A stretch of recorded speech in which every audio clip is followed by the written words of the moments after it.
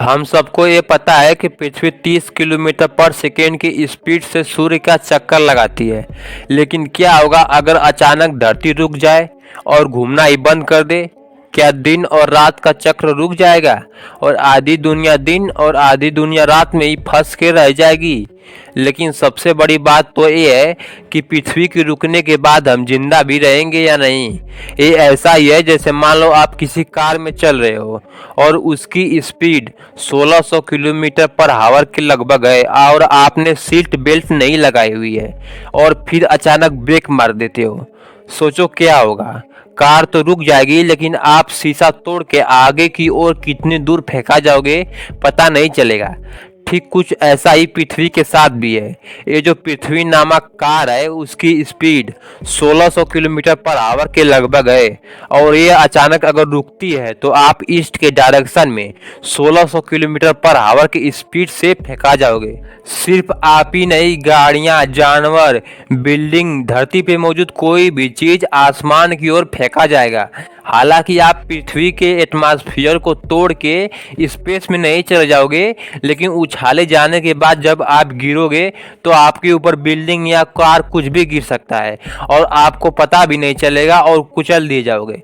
आप अंदाजा लगा सकते हैं कि थोड़ी देर बाद थोड़ी देर भूकंप क्या आ जाता है, कितनी बड़ी तबाही मच जाती है।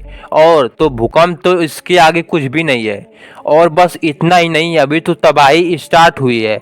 पृथ्वी जब घूम रही थी तो उसके साथ साथ पृथ्वी की हवाएं भी घूम रही थी, क्योंकि धरती अचानक रुक गई तो इतना बड़ा तूफान आएगा कि आप अंदाजा नहीं लगा सकते। और यह 1600 किलोमीटर पर हवा वाला तूफान हो सकता है कि आपको एक पल में उठा के कुछ किलोमीटर दूर फेंक दे और आप दूसरी उड़ान का अनुभव करें। और इस हवाओं का जो सबसे बड़े दुश्मन होंगे वो है बिल्डिंगें और स्काई क्रैपर्स, जो कभी आसमान छूती थी वह मलबों में टूट जाएंगी।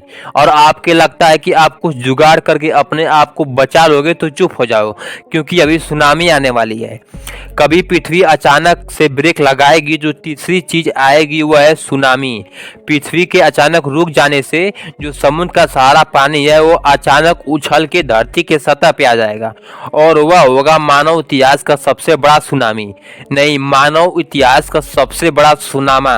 और आप मुझे नहीं लगता कि पृथ्वी पे कोई बिल्डिंग या पेड़ या फिर कोई ऐतिहासिक इमारत कुछ भी बचने वाला है, चाहे वो पिरामिड हो या फिर बुर्ज खलीफा, क्योंकि हम ऊंचाई पे हैं और महासागर गहराइयों में। तो जो पानी सुनामी में आएगा वह लहरों की तरह वापस भी चला जाएगा और वह अकेला नहीं जाएगा, उसके साथ जाएंगे टूटे हुए बिल्डिंगे, मलबे, पेड़ पौधे और धरती का 95% मानव जीवन। अब इसके बाद क्या होने वाला है? क्या होगा कि अब 6 महीने दिन होगा और 6 महीने रात, क्योंकि धरती पहले घूमती थी तो वह जब सन का चक्कर लगाती थी तो वह अपने एक्सिस पर घूमती हुए चक्कर लगाती थी, लेकिन वह अब घूम नहीं रही है। वह बस अब स्टिल होके सूर्य का चक्कर लगा रही है, जिसके कारण 6 महीने दिन होगा और 6 महीने रात।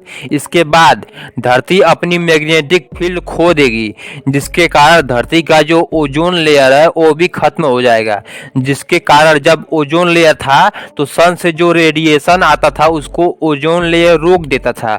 लेकिन क्योंकि ओजोन लेयर खत्म हो गया है तो सन से जो रेडिएशन आएगा वह सीधे पृथ्वी के सतह पे आएगा, जिसके कारण जो बचा कुचा जीवन है वो भी लगभग 10 से 15 सालों में खत्म हो जाएगा और अर्थ भी और प्लैनेट की तरह लाइफलेस प्लैनेट में बदल जाएगा।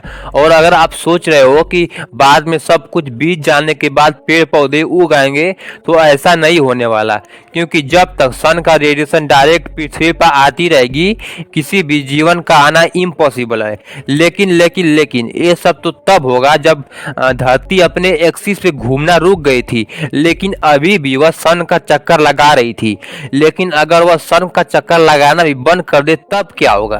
अगर पृथ्वी अपने एक्सिस से घूमने के साथ साथ और सन का चक्कर लगाना भी बंद कर दे तो धरती सन की ओर गिरना स्टार्ट कर देगी। पहले क्या होता था कि जब धरती सन का चक्कर लगाती थी तो जब सन अपने ग्रेविटेशनल फोर्स से धरती को खींचता था तब धरती को चक्कर लगाने से जनरेट हुई सेंट्रीफ्यूगल फोर्स उसके उल्टे डायरेक्शन में लगता था, जिसके कारण ना ही पृथ्वी सन की तरफ जाती थी ना ही बाहर की तरफ, बस अपने ऑर्बिट में घूमती रहती थी। लेकिन अब जब पृथ्वी घूमना बंद कर दिया है तो अब सेंट्रीफ्यूगल फोर्स काम नहीं करेगा, जिससे अब कोई भी ऐसी चीज नहीं रहेगी जो धरती को सन के ग्रेविटेशनल फोर्स से बचा सके। तो धरती धीरे धीरे सन की ओर जाना स्टार्ट कर देगी और धरती को सन तक पहुंचने में लगभग 65 दिन लगेंगे। 41 दिन में पृथ्वी वेनस के ऑर्बिट को क्रॉस कर लेगी और 57 दिन के अंदर मरकरी के ऑर्बिट को। जैसे जैसे दिन बीतते जाएंगे वैसे वैसे धरती सूर्य के करीब चलती चली जाएगी और वैसे वैसे ही पृथ्वी अधिक गर्म होती चली जाएगी। एक महीने के अंदर पृथ्वी का टेम्परेचर नॉर्मल से 50 डिग्री बढ़ जाएगा और 50 दिनों में 125 डिग्री। अंतिम दिन आते आते यानी 65वें दिने 3000 डिग्री सेल्सियस तक पहुंच जाएगा। बेशक ऐसी कोई चीज नहीं है जो पृथ्वी को घूमने से रोक सके, ये तो हमने बस कल्पना की थी। और बस आज के लिए इतना ही, और ऐसी वीडियो के लिए चैनल को सब्सक्राइब जरूर करना।